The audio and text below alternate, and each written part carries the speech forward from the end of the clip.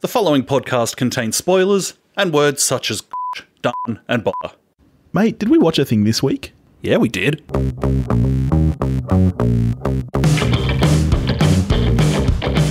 Hello everybody and welcome back to We Watched a Thing. I'm Billy and here's Topher. How are you, my friend? Mate, I'm with you. I'm happy. Oh, that's nice. You smooth dog. And what are we talking about this week? This week we have a request from one of our patrons. Yes. We're talking about 1955's The Night of the Hunter. That's right. A film that has long been on my watch list. Has it? And just been sitting there. So I was actually really happy this came up. It was like, all right, get to it. Yeah, I hadn't heard of it. But I love watching things I haven't even heard of. So that was great. 1955 American thriller film directed by Charles Laughton, who was an actor. Never directed again after the failure of this. Stars Robert Mitchum, Shelley Winters, and Lillian Gish. Screenplay by James Agee was based on the 1953 novel of the same title by Davis Grubb. And what's it about? It's about, in the words of Robert Mitchum, a diabolical shit who turns up to infiltrate a family to find, well, to score the $10,000 that he thinks is stashed somewhere at their house. Yeah. $10,000 in 1955, by the way, better part of $200,000 now. It's a lot of money. That's good coin. Yeah. All right. So let's dive right into it then. Betwixt us, we'll talk about it. Yeah. Been on your watch list for a while, so you were happy to get to it. What did you think of it watching it? I was in between the critical and commercial failure of when it came out and the modern day revered nature of it. Okay. I'm in between. All right. I'm going to hit you with something. You ready? Because it's time for Big Dizzle's Big Call. That's right. It's time for a patented BDBC. That was really... Okay. I knew you'd love a sound drop. My wife was like, "What are you doing?" And I was like, "No, he'll love it. He'll love it." Once again, me and your wife in furious agreement about your actions. I think this might be the best film I've ever seen. Wow. I think it might genuinely be the best film I have ever sat down and watched. I loved every second of it. I'm a 10 out of 10. I can't fault it. I think it's the best film I've ever actually watched. Okay. Well, I mean, I agree. It's better than Titanic. So, so you were middling. Yeah. Okay. All right. Let's dive right into it then. I think the best part of the film, and I'm sure that you'll have to agree with me on this, the cinematography and set design. This film looks absolutely gorgeous. You do buy that this is a shitty little village in, I think it's West Virginia it's set in. Yeah. And props to the set designers. It looks like it. But it's filmed in from what I know of West Virginia. Never been there. Filmed in such an interesting way, like really pulling from that German expressionism, harking back to films like Cabinet of Dr. Caligari and Metropolis, which is a film I know that you're a big fan of. You've got, the really angular, stark set design. You've got those deep, harsh shadows on everything from the lighting, and it just looks absolutely beautiful. Like there are so many shots from this film that I feel like could just be hung on a wall, and we've spoken about that with certain films before, but this to me is right up there with you could build a frame around a TV and just have this movie play on a loop and just have it in your house as art, I think, because it's so beautiful. Do you agree? There's some shots in it which I was just like, you really do stop and you're just like, oh, good work. Yeah, it's the lighting in particular for me. The bedroom shot before... when he's about to kill, yeah. Yes, and it's framed in this like A shape and with just these deep, deep shadows, and it's just an extraordinary frame. And it's not even just the cinematography with that scene in particular, which I think is the strongest scene in the film. It's the score and music, which I absolutely adored. I loved the use of hymns and everything that tied everything in. It's the choreography and blocking of that scene, the way he moves like he's the big bad wolf, and the film plays out like a fairy tale like that, and he is like the big bad wolf or the Pied Piper, and I don't know. There's just so much to take in and enjoy in this film. So I didn't like the start, that little thing it did at the start with it was like going back to It's a Wonderful Life. We're starting in the stars and then some floating heads pop up to tell us about the kind of fable that we're going to get, which I don't think, like, I didn't need it. Yeah, okay. Like what the film is about is perfectly clear. Yeah. Without being it's very easy to follow. You don't need to be told at the beginning. It's quite a simple plot, to be honest. It just doesn't need it. And I'm like, why are their heads floating in the stars? Maybe in 55, that's what everyone was doing. I mean, I liked that with It's a Wonderful Life as well, so I haven't a problem with it. The two lead, the performance is Robert Mitchum as this person, as he described it, a diabolical shit. And it's one of those things, you're just like, it must have been so fun to play. Yeah. And one of those villains where you're just like, that must have been so fun. And I think there's a reason that you do see this pop up, and this is probably why it was on your watch list. You see it pop up on, great serial killer movies or great all-time villains. Based on a real serial killer. Really? That I didn't know. Yeah. But he was absolutely fantastic. And for the 50s, films like this can be quite campy. And this was played surprisingly grounded, I think. You really bought him as a character. And I think even though, we knew he was diabolical, you could see the charm there and you understand why he is able to infiltrate this entire community and kind of become a beloved member and why nobody believes these children. Like he's played in a really grounded way and yet a completely terrifying way. And even though he's a serial killer, that actually doesn't come into the movie at all. He's not trying to kill or for most of the movie, even harm the children. Yeah, if they gave up the money, he'd just leave. Like, the fact that he's a serial killer is almost irrelevant, to be honest. This movie would work just as well if, even if he did still kill their mother. I don't think you get that kind of stuff coming through. But there's a lot of stuff going on there, like when she tries to jump his bones after they've gotten married and he has that weird kind of moment there where he's like, that's not, those little things that kind of say serial killer to you. I think they come through really well, I think. It's a really well-written film. Shelley Winters, the mother of the family, she, a little while after this, she will give genuinely one of my favourite screen performances ever in Lolita, which until now I think was probably the only thing I'd seen Shelley Winters in. I think she's significantly better in Lolita than in this, but some of that I actually think she's not given the opportunity to do as much as I would like her to be. Like, for instance, I think that scene on their wedding night where he's like, nah, you're not getting any. Like, I really like that scene. I just would have liked to have seen more from her between just going straight from that to her having drunk the Kool-Aid and being full beware the devil's work. All right. No, I think she's great, and I loved Lillian Gish as Mrs. Cooper in the back half. It's interesting when you said the two leads. I almost didn't know which way you were going to go because I think there's two distinct halves here, both filled with those characters, and not even to mention the children. Now let's get to that because you don't like child actors. This is a known fact. God in heaven, was that a problem for you? Absolute train wreck. This kid. I'll give the little girl a pass because she's so young. She's so little and she is the worst of the two. Yeah, she's got a little ringlet mullet and okay, whatever. Like a little southern accent. You're bad, but I don't care that much. That kid. I thought he was at the beginning, like when the cops come and get his dad. And he just lets out this extended no. But it's like his mum's putting a topping he doesn't like on ice cream. It's that level of investment. I hated him. Get out. I didn't think he was that bad. I mean, look, he's not up there with great child performances. We've had a couple of really good ones this year. For example, Jojo Rabbit. I don't know if you've seen Honey Boy yet, but Noah Jupe is sensational.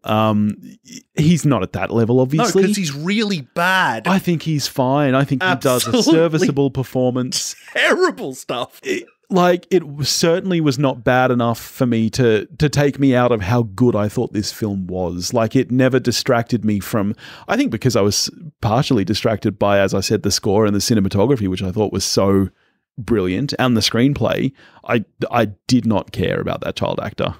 Weird bit of physics in the town when Robert Mitchum's character first turns up, and there's a really cool silhouette of him in the hat, which is a great silhouette. Yeah. Going through the bedroom window. And then the terrible kid, looks outside, and there he is standing underneath a lamppost. Yeah. Underneath. Yeah, Shadow would be going the other way. Yeah, that didn't hold up scrutiny. Yeah, but that's all part of but the it's art, a cool I shot. think. Like it's the whole, a cool shot. The whole and you film, go, okay. As I said, the film to me feels like a fairy tale. I feel like part of the surrealism is very intentional. I don't think that Shadow's going in the right place. It doesn't take me out of it because it's supposed to feel like this weird, almost fantasy story. To me, it's no different to like Little Red Riding Hood. I really dug Old Mate who lived on the river. Yeah. Sun's up, booze time. Yeah. Good stuff. I liked that dude. Yeah. I didn't really buy that he was passed out when the kids run away. And they're like, Uncle, Old Mate, like, wake up, and he's passed out. But we saw that most of the booze came out of that bottle. Like, dude, wake up. Yeah, but maybe that was like his fifth bottle, He mate. can't afford anymore. See, because he was distressed. He thought he was going to get blamed for the murder. He just saw a body. That was a weird move from him. Why would they blame you? Why would they think that this person who reported the body, why would they be like, you can only put that down to alcohol. Well, mate, he who smelt it dealt it. You can only put it down to the alcohol because, dude, they're not going to blame you. Oh, I disagree. You don't think so? You reckon that if you're the copper and the town drunk is like, I've just seen a body. Yeah. They're going to be like, near my property in the water. Near you my definitely went there, tied her up and drove her car. He can't do that. He's barely functioning. I don't know. I totally get the motivation behind that. Okay, I think that was ridiculous. But props to them with the dummy body. Yes. That thing was awesome. And I thought it was Shelley Winter to begin with. Yeah, and I don't know how they filmed that, but the way her hair was flowing as if she was underwater, that was really well executed. So my dodgy non-fact-checked internet research tells me that was shot after main production, wasn't the main crew. Really? Props to them. Yeah, it was a really gorgeous shot. It was really good. The one thing, though, that I was just like, I call bullshit on this scene, is that when Old Mate's looking down at our poor victim in the car, that river is clear as day. There is no river in the world where you can see that well to the bottom. Yeah. Just not a thing. Yeah, that's true. That is the cleanest river on earth. Things I don't need to hear ever again in my life. An old lady saying, "Do you want a smidge of my fudge?" Yuck. That reminds me of Irish potato bread is called vag. And I'll never forget going around to my granddad's place and him telling us all just how wonderful his girlfriend's vag was. And we all have to have a taste of her vag. It's a weird move, Granddad. It was a weird power play. Strange flex from Granddad. Was it a mystery to you where the money was? That it was in the doll? Yeah. No, but I don't feel like it was really supposed to be that big a mystery. I thought it was going to be a mystery at the beginning. Yeah. I was like, I think it's probably in the doll. Yeah. And so, I actually then liked it when it turned out that that's really not what the movie hinges on. No. It's just, okay, yeah, that's where it is. We find out halfway through. Yeah, that's the thing. It's not a search on the viewer's part at all. It's not one of those movies. I loved the tension in that scene, though, where you did find out it was in the doll when she was out there playing with the money and cutting it into paper dolls. Cool shot. Yeah. It's a really cool shot. And Robert Mitchum appears behind them and there's that mad rush to get the money. And as they're walking back up, you see those few bills float past his feet. Great tension in that scene. Doesn't have, Robert Mitchum's character, Harry, my God, he takes a hit well. Like, if someone pegged a hairbrush at you and got you square in the head, that would smart. Yeah. He doesn't blink. I'd fall over, but I'm a wuss. But he's just such a great character. And unblinking display from Harry. The deep, booming voice and the hymns. So in an earlier episode we were recording and you said you watched a film that morning that you didn't like the score of. That was this film. So can I ask, are you talking music as a whole? You didn't like the use of music? You didn't like the score itself? The calling card of this guy's coming with the singing, that I thought was really good. Yeah. There were other bits of the score that sounded like it could be from the Goonies for me, like it was little kids' adventure type stuff. Really? And this is in the first half of the film, before they actually have taken to the river. Yeah. And I was just like, I don't dislike this music, but for me, it's not right. Okay. I was a huge fan of the score. I thought the way it all tied together with everything was really well done. So let's talk about the knuckle tattoos. Sure. Did he make them famous? Were they a thing before the film? I had the same thought. Am I wrong? Did Jared Leto's Joker have knuckle tattoos, or did he just have damaged on his forehead? Well, he had a lot of tats, didn't he? He did. I think it was deranged on his... Was it? Deranged, not damaged? Maybe, yeah. Either way. If you need to literally write it on the character's forehead, that's a problem. Not near the top of the problems with that performance. Yeah. But I think you're right, though. I reckon he did have knuckle tats. Yeah, I thought they were... And fuck that, because it'd hurt. It would. I thought that was a great addition to the character, though, and the way he would tell the story about the left hand and the right hand. Just brilliant touches like that. Yeah, the scene of him like doing the meaning and whatever, where he just like, you are just a messed up individual. Yeah, I think there's a lot about the film that seems bold to me. And I think the direction is really fantastic. Like, I think when you ask the question, what does a director add to a film, when the screenplay has been written, the actors have been cast, and, what does a director really do at that point?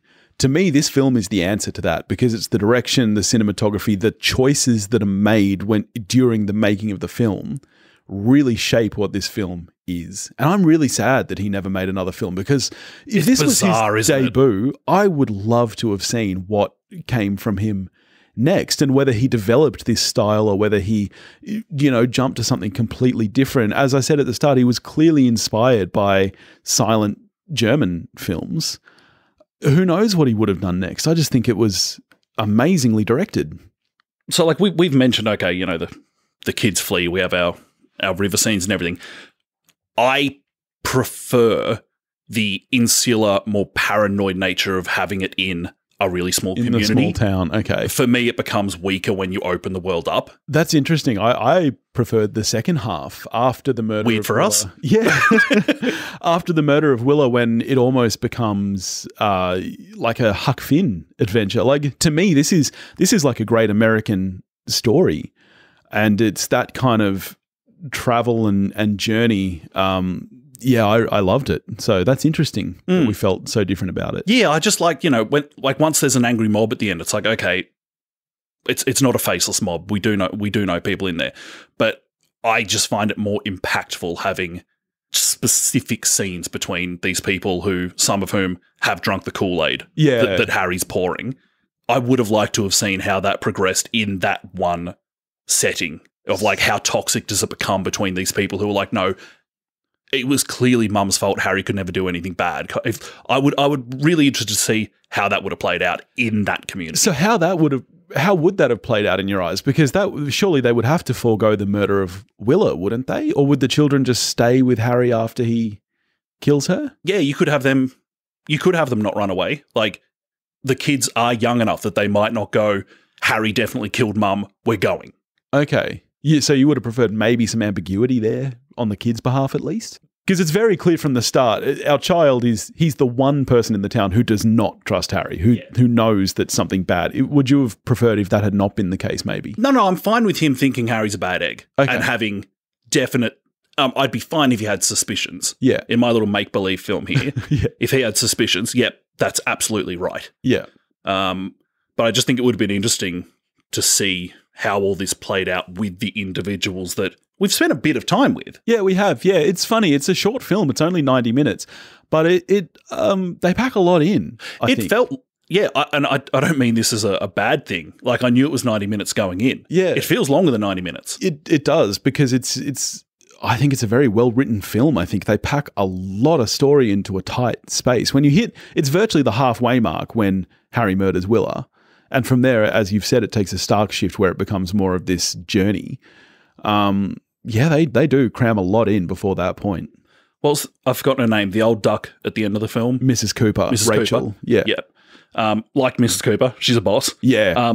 Never in my life have I seen an old person with a rifle on a rocking chair on a deck that wasn't a joke. Oh, wow. Yeah. This is it for real. Yeah, and it works really well. It's amazing. Yeah. I'm expecting her to yell out, "Keep off my lawn." But no, she's actually doing a job. Yeah. Protecting her children. Yeah. So how did you feel about the happy ending? That's fine, I guess. Yeah. I was deeply unconvinced by little kids' like flashback moment when Harry got arrested and he runs up and is like, "No!" all over again. Yeah, about his daddy. Yeah. I was like, this is silly. Yeah, I get that. Yeah, because he spent so long running from this guy. No matter how much PTSD he had from his dad, he's not going to have the same reaction here. I agree. Because as if Dad was around much anyway. Yeah. Let's be honest. Yeah, that's true. I mean, he was robbing banks. He was robbing banks. He can't have been that good a dad before he did that. No. He's a better bloke than Harry. Well, yeah. But he's not. I don't get the impression he was a 10 out of 10 dad. Like It's a Wonderful Life, surprise Christmas movie at the end. Yes. Yes.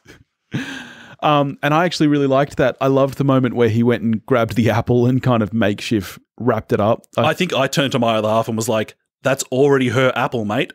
Yeah. That's just a dud present. Well, he has You half-wrapped an apple that already belonged to her." He has nothing to give, though. But that's He does have nothing. He certainly doesn't have acting skills to give. But you know, that's the message of Christmas, isn't it, mate? It was a nice It's thought. about giving. It was a nice thought. Yeah. And she was incredibly generous because if She I was was her, so I'd be like, generous. "It's already my fucking apple, mate." She's such a great character. She I was loved good her as much as I loved Harry Powell. She was a good egg. Yeah. The title of the film. It's a cool name for a film. It is. It's not what I would name this film. Okay, let's play a game. Okay. What would you name it? Harry wants some money. Does what it says on the label. Or maybe Kids Can't Act. Yeah. Yeah. Kids Can't Act, the movie. I'm okay with the name. I think it's a really cool name. Yeah. To me, it's got that kind of fairy tale like quality to it. So I spoiled it straight out of the gate. I'm a 10 for this film. I absolutely adored it. I'll watch it again and again and again. So, bam, perfect film. You? Happy to have checked it off the list. There's things I really do like about it. There's a bunch that doesn't work for me. 5 out of 10. Wow. So even with the absolutely stunning cinematography, which you have to agree is stunning. A lot. It's not for 90 minutes, I wouldn't say. No. Like the bits that are stunning are stunning. Yeah. It's not 90 minutes of stunning. It's surprising, actually, that they start with the worst cinematography straight out of the gate. You know, when we have I'm assuming, shots from a chopper. Is that what you would guess they were? In the days before gimbals. Yeah. Very shaky. Yeah. And like, that would be very hard to do. That must be one of the first. Like, I don't remember seeing chopper shots from this early on. So it's an interesting decision to do it, as you say, before gimbals and Steadicams, when it's very shaky. Mm. Like some of the editing in those very early scenes where like after old mate dad is taken away and Shelley Winters' character kind of runs up and just grabs her child and looks off like daytime soapy style. I was like, oh, and then it got better than that. It did. It is interesting that they start with the worst stuff because it does. It as much as I loved the film, it took about 5 minutes after that for me to really start appreciating it. Yeah. Yeah. Like if someone said to me, "Hey, should I watch Night of the Hunter?" I'd say sure. Yeah. To me, I think this is a film that can inspire creativity. Like, if you're someone who loves films, I would say watch this movie because there's a lot of art to it that I think can really get your creative juices flowing just by seeing what's on the screen, if nothing else. A smidge of your juices. Alrighty. Well, that was fun. Cool. Yep. I love patron requests when they're things that we never would have watched before or just haven't got to. Speaking of which, that's what we're getting to next week as well. We're watching Hitchcock's.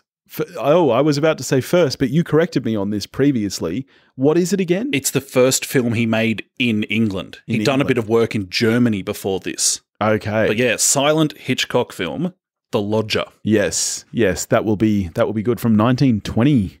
Odd. 28 from the 20s. 20s, all the same. Yeah. All right, awesome. In the meantime, if you want to get in touch with us, you can do that at wewatchedathing.com or wewatchedathing@gmail.com. You can find us on Facebook, Instagram, and Twitter, all under the handle @wewatchedathing. If you want to help support the show and make us watch something that we might not usually watch, you can do that at patreon.com/wewatchedathing. And we'll catch you next week. Go watch a movie.